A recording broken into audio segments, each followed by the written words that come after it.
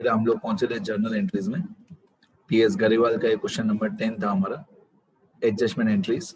इसमें हम लोग 6th पॉइंट तक कर चुके हैं। अब 6th पॉइंट को हम लोग अगर ए पॉइंट और बी पॉइंट करके सॉल्व करें तो भी हमारा आंसर राइट है। मैं 6th वाले का एक सेकंड ऑप्शन बता दूं, वर्किंग नोट्स में लिख के देता हूं। मैंने वैसे 6th वाले का आपको ये जो बताया है answer, bank account debit to commission account to pre received commission account, एक आंसर ये भी है, ठीक है। इसको आप ऑप्शन 1 बोल सकते हो। अब मैं आपको 6th वाले का ऑप्शन 2 भी लिखा देता हूँ, ठीक है। अब सुनते रहो। ऑप्शन 2 में हम लोग 6th में 2 एंट्रीज करेंगे। ऑप्शन 2 6th में पहले हम लोग ए पार्ट करेंगे। ए पार्ट में हम क्या करेंगे, पहले हम लोग लिखेंगे कि हमको 20,000 रुपीज कमीशन मिली। ये ऑप्शन 2 है। ऑप्शन 2 में आप 2 अलग अलग एंट्रीज करके सॉल्व कर सकते हो। पहले आप ऐसे लिख सकते हो कि 20,000 रुपीज हमको कमीशन मिला। अब 20,000 रुपीज हमको कमीशन मिला बाय अ चेक, बाय अ चेक, तो हमारा बैंक बैलेंस बढ़ जाएगा, हमारा बैंक बैलेंस बढ़ जाएगा, तो बैंक अकाउंट डेबिट हो जाएगा, बैंक अकाउंट डेबिट और कमीशन अकाउंट हो जाएगा क्रेडिट।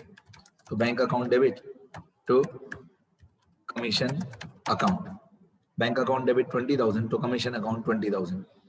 बैंक बैलेंस बढ़ गया हमारा और कमीशन हमारी इनकम है, तो कोई भी इनकम जब बढ़ती है तो वो क्रेडिट होती है। तो हम लिखेंगे being commission received by cheque, being commission received by cheque. तो ये हमारा 6A होगा, 6 में ए पॉइंट, इतना पैसा हमको मिला। फिर हम इसको 6B करके लिखेंगे कि जितना हमको कमीशन का पैसा मिला, जितना भी यहाँ पे कमीशन अकाउंट क्रेडिट हुआ 20,000, उस 20,000 में से 10,000 रुपीज आने वाले साल के हैं, नेक्स्ट ईयर के 10,000 रुपीज है। तो हमको कमीशन मिला 20,000, लेकिन उसमें से 10,000 जो है वो प्री रिसीव्ड है, नेक्स्ट ईयर का पैसा है। नेक्स्ट ईयर का पैसा मतलब प्री रिसीव्ड। तो ये 10,000 जो प्री रिसीव्ड है वो मैं कमीशन में से माइनस कर दूंगा। ये जो हमारी कमीशन की इनकम थी, ये जो कमीशन की इनकम थी, इस कमीशन की इनकम में से मैं माइनस कर दूंगा। आपको ये ब्रैकेट में इनकम एग्जाम में लिखना नहीं है, वो सिर्फ आपके समझने के लिए। तो मैं क्या करूंगा, प्री रिसीव्ड कमीशन हमारे लिए लायबिलिटी है, कोई भी प्री रिसीव्ड इनकम हमारी लायबिलिटी होती है, तो मैं इसको कर दूंगा credit to pre received commission account to pre received commission account. ये हमारे लिए लायबिलिटी है क्योंकि ये नेक्स्ट ईयर का पैसा है,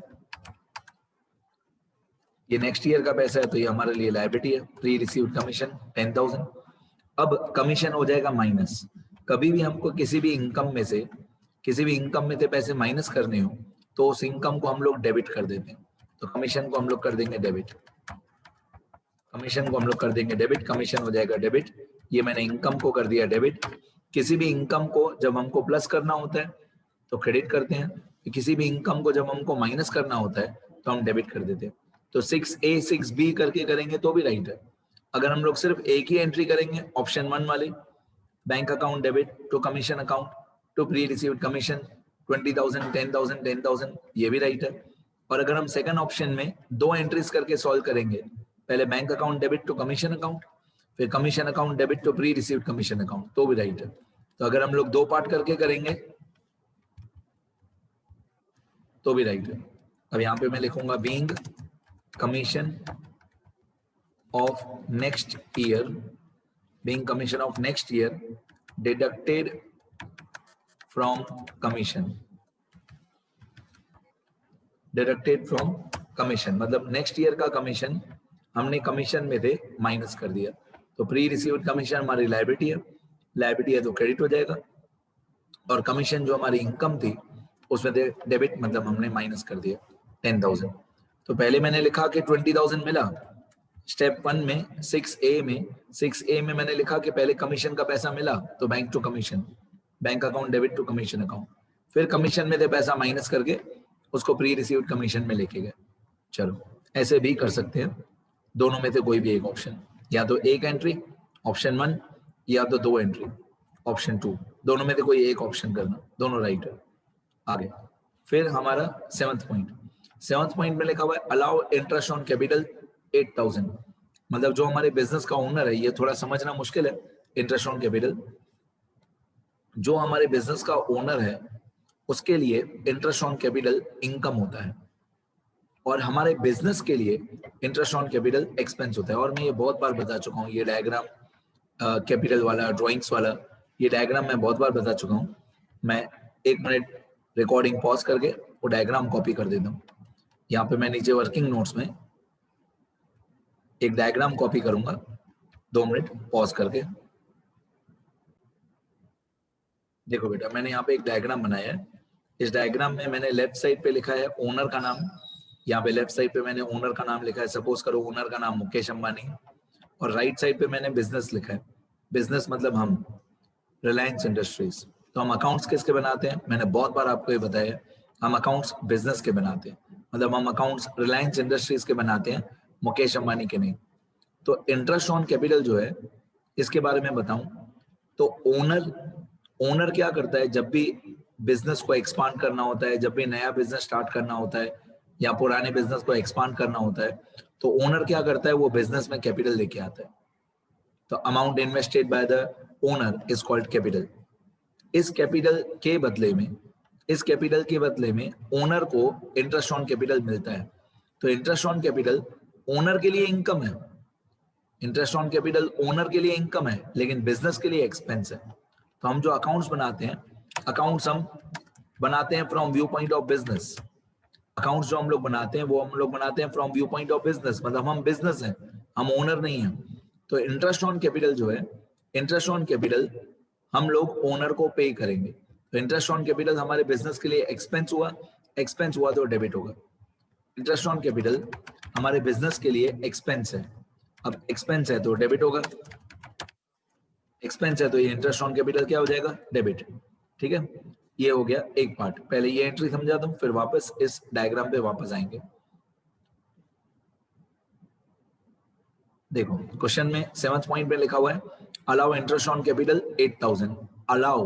अलाउ का मतलब क्या है? अलाउ का मतलब है कि जो बिजनेस है वो 8,000 रुपीज पे करेगा ओनर को, जो बिजनेस है वो 8,000 रुपीज पे करेगा ओनर को। ठीक है, तो ये 7th पॉइंट मैं यहाँ पे लिख के बताता हूँ। 7th नंबर एंट्री इधर। अब इंटरेस्ट ऑन कैपिटल जो है 8,000, ये डेबिट किया, ये क्रेडिट किया।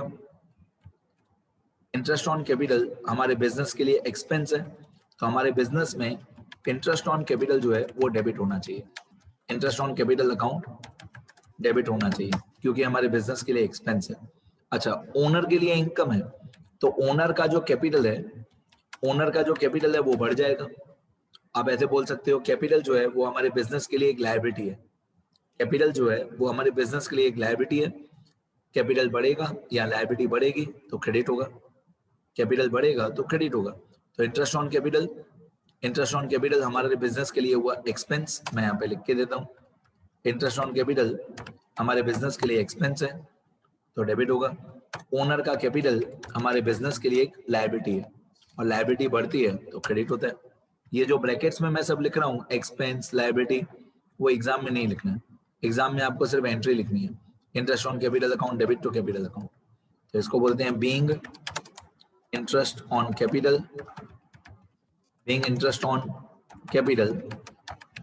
allowed या given to the owner of business. जो भी बिजनेस का ओनर होगा उसके कैपिटल अकाउंट में हमने 8,000 रुपए ऐड कर दिए, कैपिटल जो है वो बढ़ गया 8,000 रुपए।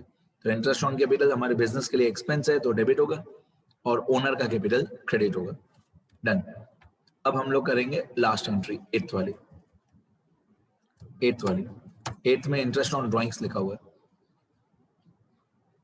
8th में लिखा हुआ है चार्ज इंटरेस्ट ऑन ड्राइंग्स 1500। ये ऑब्वियसली 7th वाले का ऑपोजिट होगा, 7th वाले का ऑपोजिट होगा 8th। अब मैं पहले डायग्राम में बता दूं, फिर एंट्री भी लिख के बताऊंगा। ये 8th एंट्री और यहाँ पे अमाउंट आएगा 1500।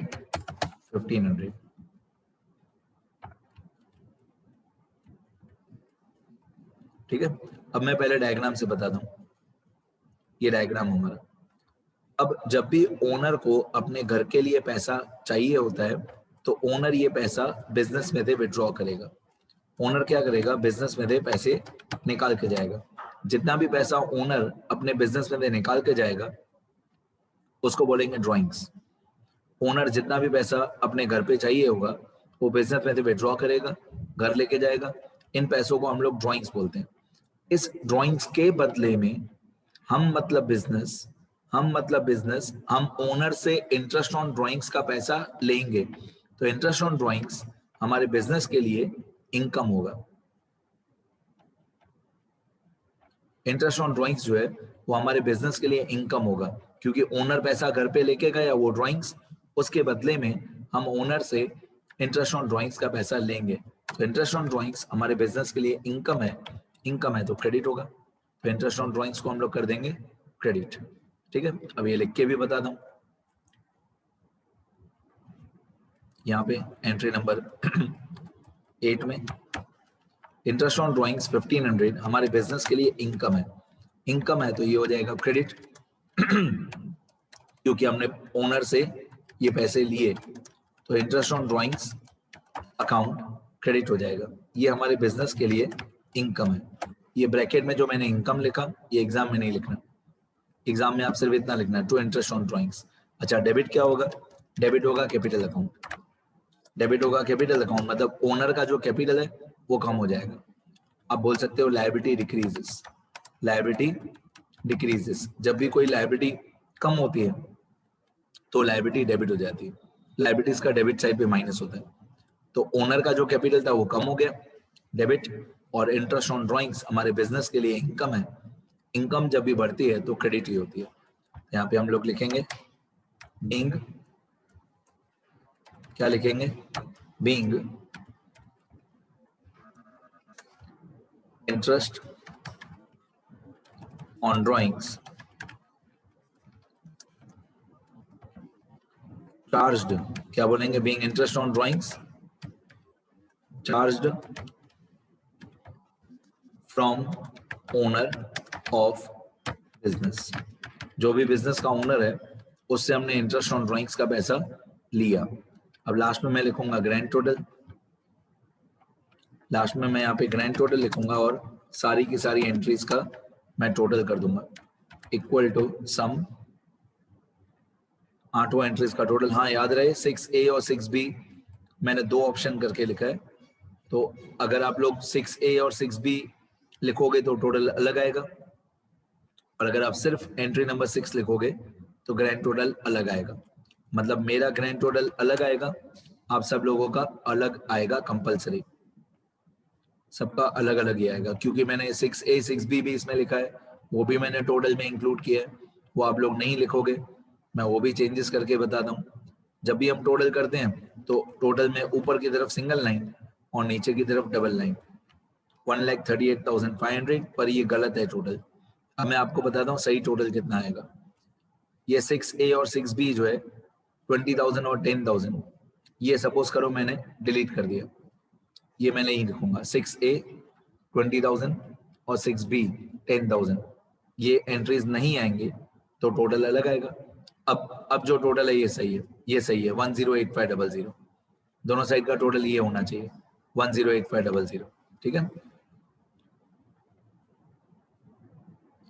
अब आपकी चॉइस है। अगर आप 6A 6B करके करोगे तो टोटल अलग आएगा, और अगर आप ओनली एंट्री 6 करोगे ऑप्शन 1 वाला तो टोटल अलग आएगा। कोई बात नहीं, दोनों टोटल राइट है।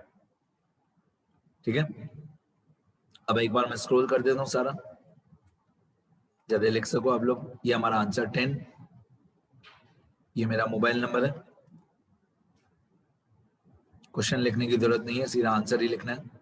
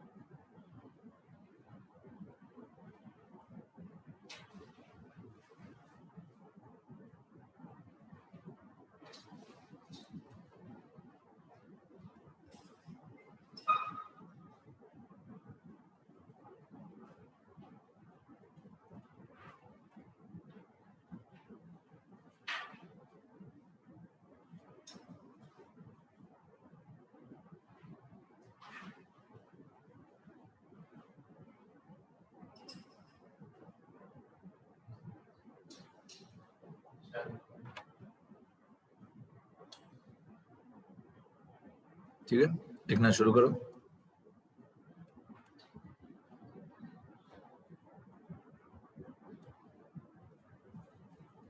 देखो बेटा जितना भी बाकी हो